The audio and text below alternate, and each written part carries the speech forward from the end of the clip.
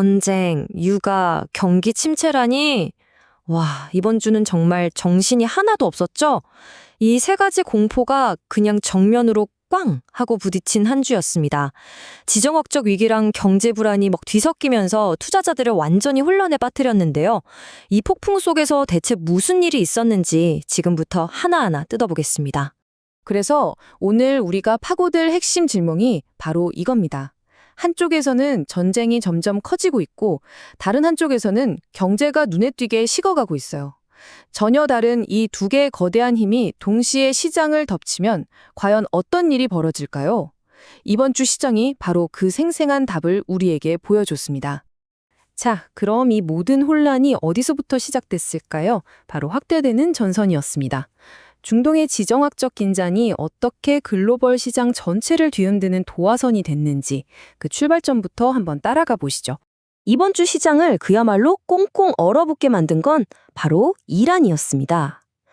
이란이 유조선을 향해서 자폭 드론 공격을 시작하면서 전 세계 원유의 20%가 지나가는 바로 그 길목, 호르무즈 해협이 사실상 막혀버린 거예요. 이건 그냥 작은 다툼이 아니라 글로벌 공급망의 대동맥을 꽉 틀어막아 버리는 것과 같은 엄청난 충격이었죠. 그리고 이 사건 하나 때문에 시장 참여자들 머릿속에 딱 하나의 숫자가 그냥 박혀버렸습니다. 그게 뭐냐? 바로 150달러. 국제유가가 아주 짧은 시간 안에 여기까지 치솟을 수 있다는 공포의 숫자죠. 이 숫자가 등장하는 순간 시장의 모든 계산은 뒤틀리기 시작했습니다. 이 150달러라는 예측이 그냥 겁주려고 하는 소리가 아니었던 게 바로 이 발언 때문입니다.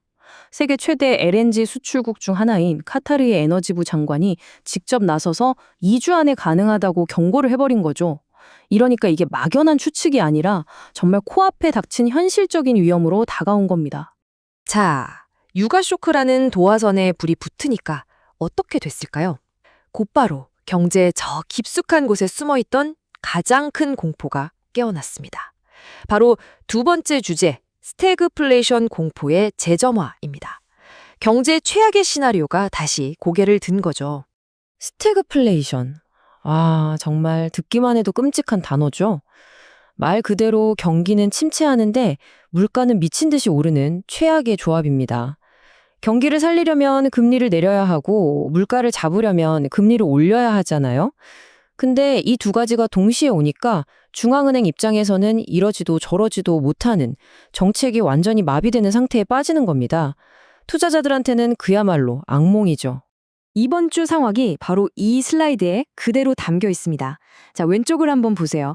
미국의 2월 일자리가 예상과 다르게 92,000개나 줄어서 시장에 충격을 줬어요. 실업률도 4.4%로 올랐고요. 말 그대로 경제 엔진을 꺼져가고 있다는 빨간불이 켜진 겁니다. 그런데 오른쪽을 보세요. 유가는 배럴당 90달러를 가볍게 넘어서면서 인플레이션이라는 불에 기름을 콸콸 붓고 있습니다. 꺼져가는 엔진과 타오르는 불길, 이것이 바로 스태그플레이션의 공포입니다. 이런 복합적인 공포에 시장은 바로 반응했죠. 보시는 것처럼 다우, S&P 500, 나스닥 할 것 없이 미국의 3대 지수가 전부 파란불이었습니다. 시장이 이 이중고의 무게를 얼마나 심각하게 느끼고 있는지 아주 명확하게 보여주는 결과라고 할 수 있겠습니다. 근데 진짜 재밌는 건 지금부터예요. 모든 시장이 똑같이 공포에 떨지는 않았다는 거죠. 세 번째 섹션, 엇갈린 시장 반응입니다. 미국이 이렇게 휘청거리는 동안 오히려 깜짝 놀랄 만큼 강한 모습을 보인 시장이 있었습니다.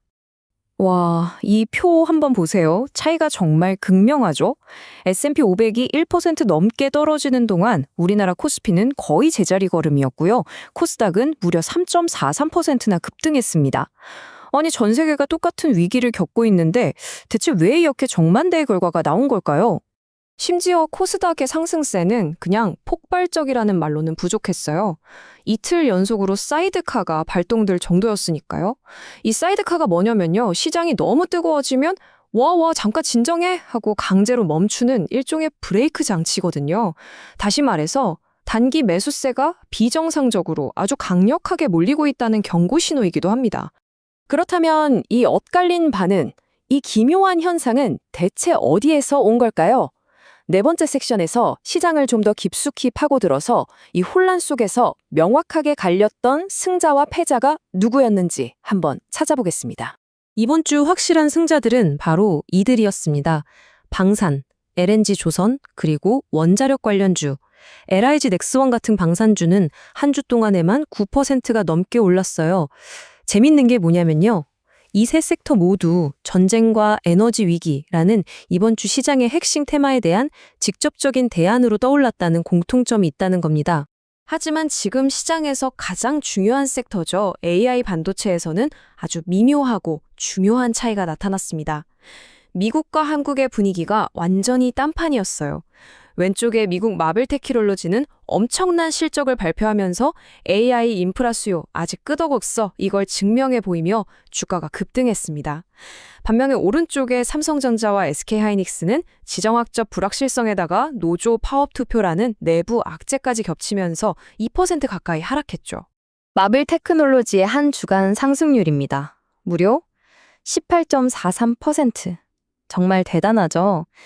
이게 뭘 보여주냐면요. 같은 AI 칩 섹터 안에서도 어떤 큰 거시경제 변수보다는 개별 기업의 실적이나 그 나라만의 이슈가 주가에 얼마나 큰 영향을 미칠 수 있는지 아주 극명하게 보여주는 숫자입니다. 그런데 이런 단기적인 하락 분위기 속에서 골드만삭스가 딱 한마디를 던졌습니다. 지금은 삼성과 하이닉스를 팔 때가 아니다. 심지어 코스피 7,000이라는 아주 공격적인 목표치도 그대로 유지했어요. 단기적인 악재에 가려져 있지만 장기 성장성은 여전히 유효하다는 시각도 이렇게 강력하게 존재한다는 뜻이겠죠. 자, 그럼 이 모든 분석을 바탕으로 우리는 또 여러분은 무엇을 확인하고 준비해야 할까요? 마지막 5번째 섹션, 투자 전략 점검 포인트입니다. 이번 주 시장의 복잡한 흐름을 여러분의 포트폴리오에 적용해 볼 수 있는 핵심 질문들로 한번 정리해 보겠습니다. 앞으로 우리가 계속해서 스스로에게 던져봐야 할 5가지 질문입니다. 첫째, 고물가와 저성장, 이 스태그플레이션 딜레마가 정말 현실이 되는 건가? 둘째, 삼성전자의 파업 투표 결과가 과연 글로벌 HBM 공급망에 어떤 충격을 줄까? 셋째, 코스닥의 과열을 알린 사이드카는 곧 있을 조정의 신호탄일까? 넷째, 당국의 개입이 예고된 원달러 환율은 과연 어디로 향할까? 그리고 마지막으로 가장 중요한 질문이죠. 지금이 내 포트폴리오의 안전자산 비중을 늘려야 할 때인가? 하는 겁니다. 안전자산 이야기가 나와서 말인데요. 바로 금이 다시 빛을 발하기 시작했습니다. 최근에 좀 주춤하던 금 가격이 투자자들이 안전한 피난처를 찾기 시작하면서 다시 급반등했죠. 시장의 공포가 커지면 금의 가치가 올라가는 아주 전형적인 현상이 나타나고 있는 겁니다. 여기까지가 이번 주 시장의 복잡한 흐름이었습니다. 이 모든 것을 종합해 볼 때 마지막으로 이런 질문을 던져보고 싶네요. 전쟁, 인플레이션, 경기 침체, 그리고 기술 경쟁까지 모든 위험이 거미줄처럼 얽혀있는 이 복잡한 세상에서 과연 진정한 안전지대라는 게 존재하기는 할까요? 이번 주 시장은 우리 모두에게 그 답을 다시 한번 깊이 고민하게 만들었습니다.